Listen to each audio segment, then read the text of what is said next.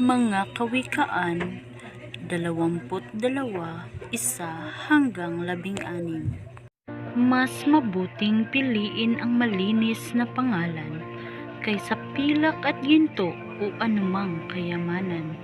Kay Yahweh ay pareho ang mayam at mahirap, pagkat siya ang may lalang sa kanilang lahat.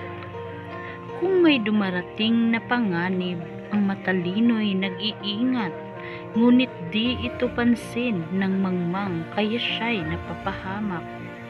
Ang paggalang at pagsunod kay Yahweh at ang kapakumbabaan ay nagbubunga ng yaman, buhay at karangalan. Sa landas ng masama ay may tinik at mga patibong, at ang nagmamahal sa sarili ay umiiwas doon. Ituro sa bata ang daang dapat niyang lakaran, at hanggang sa paglaki di niya ito malilimutan. Ang mahirap ay nasa kapangyarihan ng mayaman, ang nangangailangan ay alipin ng nagpapahiram. Ang mga naghahasik ng kasamaan ay mag-aani ng kamalasan, at hindi magtatagal ang kaniyang kasamaan.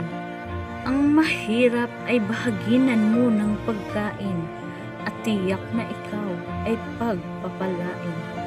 Palayasin mo ang mga sulsol, at mawawala ang alitan, at matitigil ang kaguluhan, pati pag-aaway. Ang maggiliw mangusap at may pusong dalisay, pati ang hari magiging kaibigan.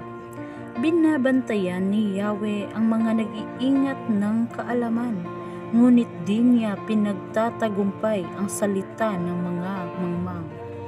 Ang tamad ay ayaw lumabas ng bahay, ang idinadahilay may leyon sa daan.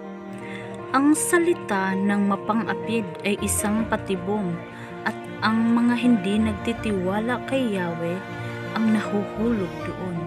Likas sa mga bata ang pagiging pilyo, ngunit sa pamamagitan ng palo sila'y matututo.